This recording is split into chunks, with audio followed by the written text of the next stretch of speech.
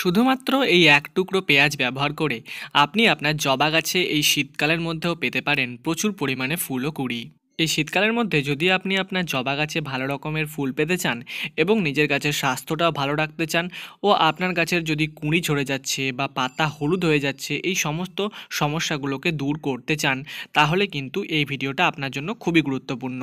কিভাবে আপনারা এই সমস্ত সমস্যাগুলোকে নিজেদের গাছ থেকে দূর করতে পারবেন ও নিজেদের গাছের মধ্যে প্রচুর পরিমাণে ফুল ও কুঁড়ি পেতে পারবেন এই শীতকালের মধ্যেও, সেই বিষয়ে কিন্তু আজকের ভিডিওতে আপনাদেরকে বিস্তারিতভাবে বলবো। তাই আপনারা ভিডিওটি একটুও স্কিপ না করে অবশ্যই শেষ পর্যন্ত দেখবেন, তাহলে এই সমস্ত প্রসেসটা বুঝতে পারবেন এবং নিজেদের গাছেও ভালো রকমের ফুল ও কুঁড়ি ফোটাতে পারবেন। ভিডিওটি শুরু করবার আগে আপনাদের কাছে আমার একটি রিকোয়েস্ট যে আপনারা যদি এই চ্যানেলের মধ্যে নতুন ভিডিও দেখছেন তাহলে কিন্তু চ্যানেলটিকে অবশ্যই সাবস্ক্রাইব করে নেবেন। তাহলে চলুন আজকে ভিডিওটা আমরা শুরু করে নিই। এই শীতকালের মধ্যে আমাদের জবা গাছে যে প্রধান সমস্যাগুলো দেখা যায় সেগুলো হলো গাছের কুঁড়িগুলো এরকমভাবে শুকিয়ে ঝরে পড়ে যাওয়া এবং গাছের পাতাগুলো এরকমভাবে হলুদ হয়ে ঝরে পড়া। এছাড়া গাছে ফুল না আসার সমস্যা তো আছেই। তো গাছে ফুল না আসার প্রধান কারণ হলো শীতকালের মধ্যে যে এটা আসলে জবা গাছের সময় নয়। তবুও কিছু কিছু ভ্যারাইটি রয়েছে যেগুলোতে কিন্তু আমরা শীতকালের মধ্যেও এরকম সুন্দর সুন্দর ভালো ভালো ফুল অবশ্যই ফোটাতে পারবো। গাছের কুঁড়ি ঝরা বা পাতা ঝরে যাওয়ার প্রধান সমস্যা হলো গাছের মাটি। গাছের মাটিতে যদি আপনি জলের পরিমাণ খুব বেশি দেন তাহলে কিন্তু এই শীতকালের মধ্যে আপনার গাছের কুঁড়ি বা পাতা দুটোই ঝরবে। কারণ শীতকালে গাছের গোড়ায় যদি জল বেশি পরিমাণে দেওয়া হয় তাহলে সূর্যের তাপ যেহেতু কম থাকে তাই জলটা শুকোতেও কিন্তু সময় বেশি লাগে। তাই এই জলটা গাছের গোড়ায় বসে বসে আপনার গাছের কুঁড়ি ও পাতাকে কিন্তু ঝরিয়ে দেবে।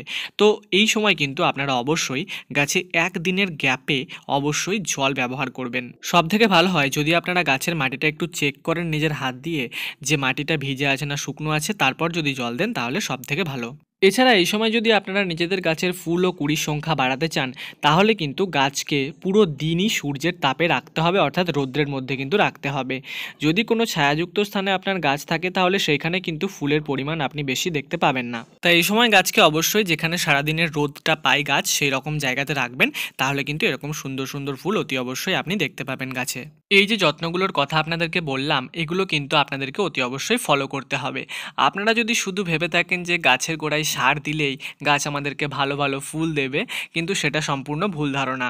আপনাকে গাছে কিন্তু প্রপার কেয়ার করতে হবে, সঠিকভাবে যত্ন করতে হবে, তবেই আপনি যে সারটা গাছের গোড়ায় ব্যবহার করবেন সেটা কাজ করবে। তাই যত্ন কিন্তু একদম অতি অবশ্যই এই শীতকালের মধ্যে তো জবা গাছে করতেই হবে। এবার আপনাদের বলবো যে সেই পেঁয়াজের টুকরো থেকে আপনারা গাছে ব্যবহার করার জন্য সারটা কিভাবে তৈরি করতে পারবেন। এই শক্তিশালী জৈব সারটা তৈরি করার জন্য আপনাদের সবার প্রথমে প্রয়োজন হবে পেঁয়াজের খোসা। পেঁয়াজের খোসার মধ্যে রয়েছে প্রচুর পরিমাণে পটাশিয়াম, আর এই পটাশিয়াম কিন্তু আমাদের গাছে ফুল ও ফলের সংখ্যা বৃদ্ধি করতে খুবই সহায়ক। আর এটা তো সম্পূর্ণ জৈব উৎস, তাই এটা আমাদের গাছে ব্যবহার করলে কিন্তু কোনো রকম সাইড ইফেক্ট দেখা যাবে না। এই জৈব সারটি তৈরি করার জন্য আপনারা প্রথমে 4 থেকে 5টি পেঁয়াজের খোসা নিয়ে নেবেন এবং সেটিকে যে কোনো একটি পাত্রে নিয়ে নেবেন। আমি এখানে একটা মগ ব্যবহার করছি এবং মগের মধ্যে এই সমস্ত পেঁয়াজের খোসাগুলোকে কিন্তু প্রথমে ঢেলে নিয়েছি।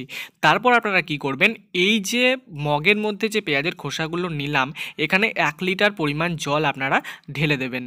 এরপর হাত দিয়ে পেঁয়াজের খোসা এবং জলটাকে একটু ভালোভাবে মিশিয়ে দেবেন এবং এই মিশ্রণটিকে মোটামুটি 5 থেকে 6 দিন কোনো ছায়াযুক্ত স্থানে রেখে দেবেন যাতে করে এই সারটি তৈরি হতে পারে। 5 দিন পর দেখতেই পাচ্ছেন এই পেঁয়াজের খোসা আর জল যেটা আমরা মিশিয়েছিলাম সেটা কিন্তু সম্পূর্ণরূপে একটি জৈব তরল সারে পরিণত হয়ে গেছে। এর থেকে কিন্তু কোনো রকম ব্যাড স্মেল বা কোনো রকম পোকামাকড় কিছু সৃষ্টি হবে না। আপনাদের একটু পেঁয়াজের হালকা গন্ধ লাগতে পারে। তো এই যে সারটা তৈরি করলাম এটা কিন্তু আমরা ডাইরেক্ট আমাদের গাছে ব্যবহার করতে পারবো না, তার কারণ এটা কিন্তু খুবই শক্তিশালী একটা সার।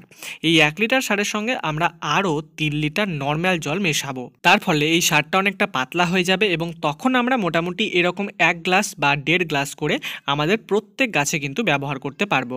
এই যে সারটা আমরা তৈরি করলাম এটা কিন্তু সম্পূর্ণ জৈব পদ্ধতিতে তৈরি একটি সার, তাই এটি যদি আপনি আপনার জবা গাছে ব্যবহার করেন তাহলে কিন্তু কোনো রকমের কোনো সাইড ইফেক্ট দেখতে পাবেন না। এই সারটা আপনারা মোটামুটি 10 থেকে 15 দিন অন্তর অন্তর নিজেদের জবা গাছে ব্যবহার করতে পারেন। তাহলে এই শীতকালের মধ্যে যদি আপনিও আপনার জবা গাছে এরকম সুন্দর সুন্দর ফুল ফোটাতে চান এবং নিজের গাছের পাতা ঝরা, কুঁড়ি ঝরা বা গাছ শুকিয়ে যাওয়া এই সমস্ত সমস্যা থেকে মুক্তি পেতে চান তাহলে অবশ্যই এই সারটা ব্যবহার করে দেখতে পারেন।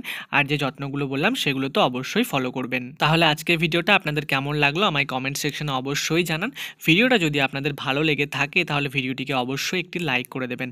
আর এই চ্যানেলের মধ্যে যদি আপনি নতুন ভিডিও দেখছেন তাহলে কিন্তু চ্যানেলটিকেও অবশ্যই সাবস্ক্রাইব করে নেবেন। চ্যানেলের মধ্যে কিন্তু গাছ সংক্রান্ত আরও অনেক গুরুত্বপূর্ণ ভিডিও রয়েছে, সেগুলো দেখলেও আপনারা উপকৃত হবেন। তাহলে আজকের মতো ভিডিওটা এখানেই শেষ করছি। দেখা হচ্ছে অন্য একটি গাছ সম্পর্কিত ভিডিও নিয়ে। সবাই খুব ভালো থাকুন আর নিজেদের গাছের যত্ন করুন।